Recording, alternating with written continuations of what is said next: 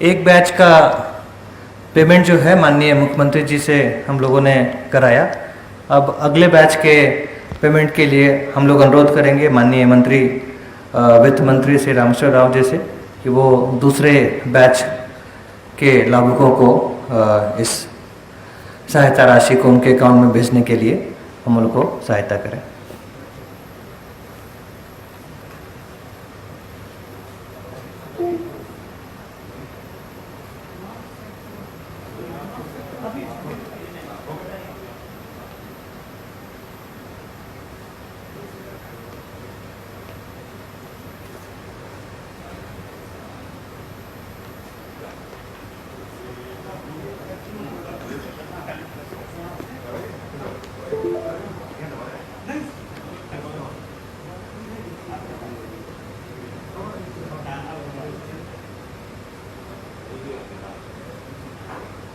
हो गया सर।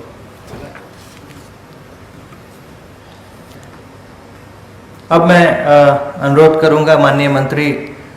श्रम श्री सत्यानंद भोक्ता जी से कि वो अगले बैच के जो हमारे लाभुक हैं उनको माउस का बटन दबाकर सहायता राशि पहुंचाने का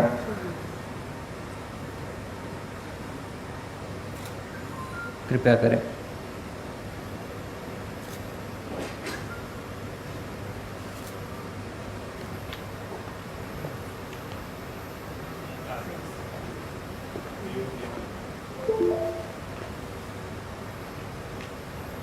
हो गया, धन्यवाद सर। अब मैं अनुरोध करूंगा माननीय मंत्री श्री चंपई सोरेन जी से कि वो अगले बैच के जो हमारे लाभुक हैं उनको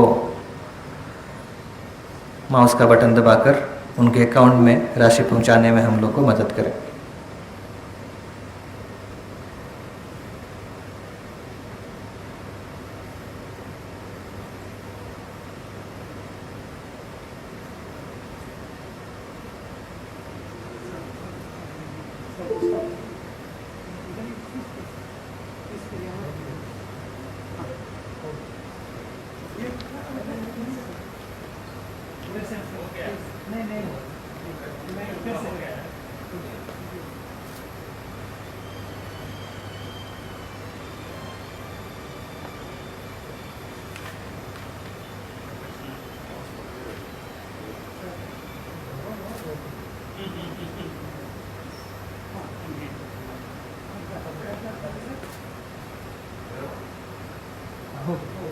धन्यवाद सर, धन्यवाद सर। अब मैं अनुरोध करूंगा माननीय मंत्री स्वास्थ्य श्री बन्ना गुप्ता जी से कि वे अगले फाइल को के लाभुकों को पेमेंट पहुंचाने के लिए माउस के बटन को दबाने का कष्ट करेंगे।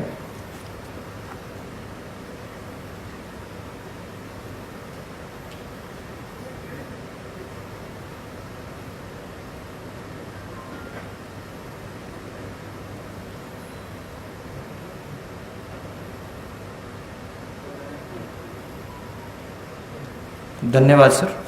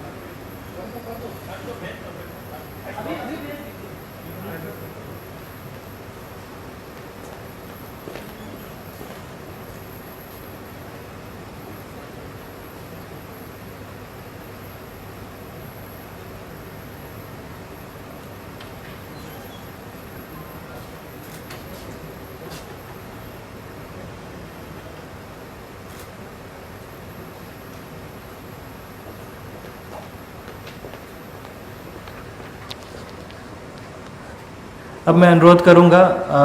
अपने माननीय मुख्यमंत्री जी से कि इस अवसर पर हम लोगों को अपने संबोधन से सम्बोधित कर अनुग्रहित करें।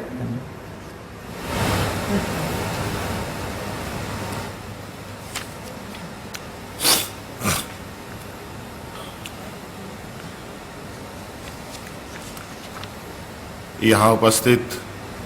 आज डीबीटी के माध्यम से राज्य के बाहर फंसे हमारे झारखंडी भाइयों के लिए जो हम लोगों ने पहले योजना बनाई थी, उनको आर्थिक सहायता के रूप में 1,000 रुपये उनके खाते में डाले जाएंगे।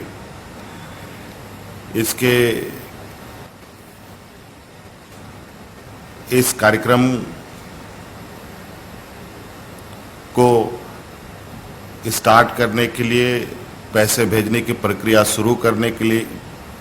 करने के इस कार्यक्रम में उपस्थित हमारे मंत्रिमंडल के समूह गण, हमारे मंत्रीगण, यहाँ उपस्थित राज्य के सभी वरिष्ठ पदाधिकारी, सभी हमारे मुख्य सचिव सहित सभी पदाधिकारीगण, यहाँ उपस्थित पत्रकार मित्रों, आज आपने देखा कि लगातार आज के इस कोविड-19 के इस संघर्ष में झारखंड सामाजिक सुरक्षा को लेकर अनेकों तरीके से लोगों के बीच में उनके लिए राहत सामग्री पहुंचाने का काम कर रही है। इसी कड़ी में हमारे देश के विभिन्न राज्यों में राज्य के अनेकों मजदूर फंसे हैं, झारखंड वासी फंसे हैं और आज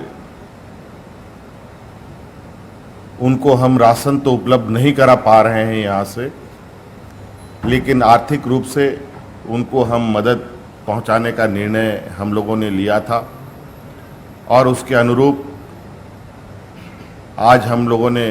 पहले चरण में 1,11,000 झारखंड के प्रवासी मजदूरों को भेजने का काम किया है। हर एक के खाते में 1,000 रुपये पहुंच गए और अभी तक हमारे इस पोर्टल में लगभग 2,47,000 2.5 लाख के लगभग लोगों ने रजिस्टर्ड कराया है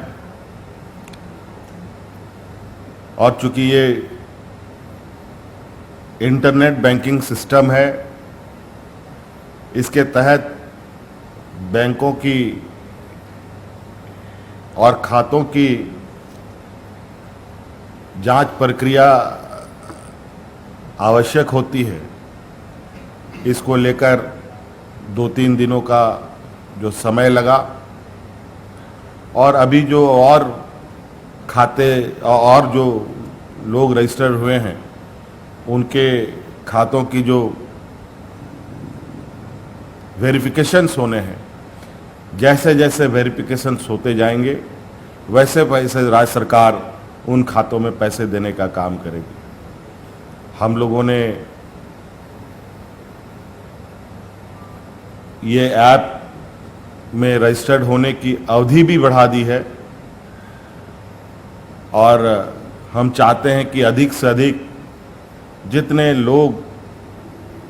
मजदूर हमारे फंसे हैं वो सभी लोग इसमें आ जाएं ताकि उन तक हम सहायता राशि उपलब्ध करा पाएं और वो सहायता राशि से अपने इस संक्रमण में उसका उपयोग कर पाएं। आज कई चीज़ों को लेकर जो हम लोगों ने कार्यक्रम, सामाजिक सुरक्षा को लेकर कार्यक्रम प्रारंभ किया है, चाहे दीदी किचन की बात हो, चाहे अनाज वितरण की बात हो, चाहे जो कार्डधारी नहीं है उनको अनाज वितरण की बात हो, वो सभी चीज़ें हम लोग लगातार उन सब चीज़ों पर नज़र हमारे पदाधिकारियों की उन चीज़ों पर है। और आप लोगों को भी पता होगा, कई आप लोग भी हो सकता है कि अभी हमारी बात समाप्त होने के बाद सवाल के रूप में लेके भी आएंगे कि कई माननीयों ने, कई विधायकों ने, कई जनप्रतिनिधियों ने और कई पत्रकारों ने भी कुछ नज़र ज़रूर दौड़ाए होंगे। कहीं कहीं कुछ कमियां आप लोगों को नज़र आई होंगी, कहीं पर कुछ गड़बड़ियों की भी बात खबरों में आई है और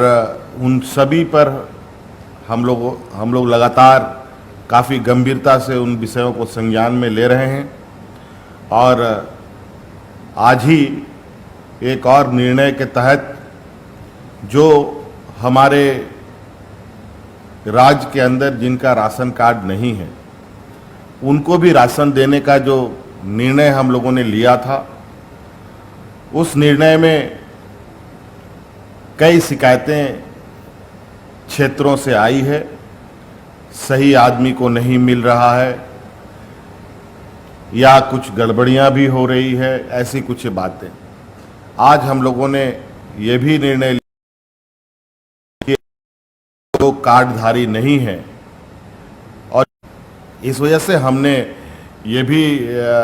निर्णय लिया है कि अब जो हम लोगों ने पहले की प्रक्रिया अपनाई थी उस प्रक्रिया को बदलकर अब जो अप्लाई किए हुए हमारे लोग हैं इस राज्य में राशन कार्ड के लिए, उनको अब राशन उपलब्ध होगा तो डीलर के ही माध्यम से उपलब्ध किया जाएगा, वहीं उनको अब जाना पड़ेगा और दूसरी जगह जाने की आवश्यकता नहीं है। धन्यवाद।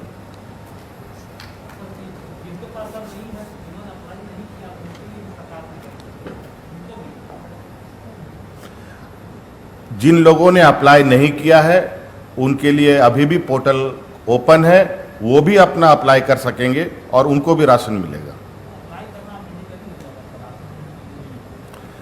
देखिए, वैसे तो हम लोग कई माध्यम से अनाज दे रहे हैं, दीदी किचन भी चल रहा है, अनाज भी खाने के लिए भी, जिनके पास कोई भी उस जगह पर जा सकता है। और इसकी के लिए एक हमारे पास डाटाबेस भी तैयार होगा, इसलिए हम लोग ये चाह रहे हैं कि वो लोग अप्लाई भी करें और सरकार से अनाज भी लें। धन्यवाद सर। मैं इस अवसर पर माननीय मुख्यमंत्री जी के यहाँ पर इस कार्यक्रम में भाग लेने के लिए, सभी माननीय मंत्रीगण का इस कार्यक्रम में भाग लेने के लिए, और जो पुण्य का कार्य है आज के सचिव एक मिनट, और आज एक और इस राज्य और देश में जो संक्रमण से जूझ रहे हैं लोग, एक खबर और भी है कि आज इस संक्रमण की घड़ी में हमारे राज्य के पुलिस कर्मियों ने इस राज्य को 10 करोड़ रुपया का 8 करोड़ रुपया का सहायता राशि राज्य सरकार को दी है अपने वेतन मद से। और उसी प्रकार आज डेंटल ट्यूटर रिम्स के लोगों ने भी 51,000 रुपीज़ का राहत राज्य सरकार के रिलीफ फंड में देने का काम किया है। उन सभी को मैं अपनी ओर से बहुत बहुत धन्यवाद और आभार प्रकट करता हूँ। सर, राज्य के लोगों से अपील करेंगे, कई यहाँ पे धर्नाटे लोग हैं कि वो आगे आए और सीएम सहायता है उसमें अपना कुछ करें, सरकार की तरफ से ऐसे लोगों को अप्रिशिएट किया जाए। हम तो आग्रह करते हैं और निवेदन भी करना चाहेंगे कि आप सभी को पता है ये राज्य अत्यंत पिछड़ा है, यहाँ गरीबों की संख्या अधिक है, मजदूरों की संख्या अधिक है, बेरोजगारों की संख्या अधिक है, और जो संभ्रांत लोग हैं उन सब लोगों से मेरा आग्रह भी है। हमने अखबारों के माध्यम से भी, पत्रों के माध्यम से भी कई लोगों को पत्र भी लिखा है कि राज्य के राहत कोष में आप लोग अपना योगदान दें, ताकि आज इस संक्रमण की घड़ी में बेरोजगारों को कमज़ोर निरीह लोगों को सरकार मदद कर सके, चाहे वो भोजन खिलाने के रूप में हो, चाहे वो अनाज वितरण के रूप में हो, चाहे वो स्वास्थ्य सेवा के रूप में हो। सब आपका स्वागत है। हम उम्मीद करेंगे कि राज्य के सभी लोग इसमें अपना योगदान देंगे। धन्यवाद। मैं यहाँ पर आने के लिए आप माननीय मुख्यमंत्री जी का, माननीय मंत्रीगणों का, माननीय पदाधिकारियों का, माननीय प्रेस एवं इलेक्ट्रॉनिक मीडिया का छायाकार बंधुओं का यहाँ पर आने के लिए, इस कार्यक्रम में शरीक होने के लिए बहुत बहुत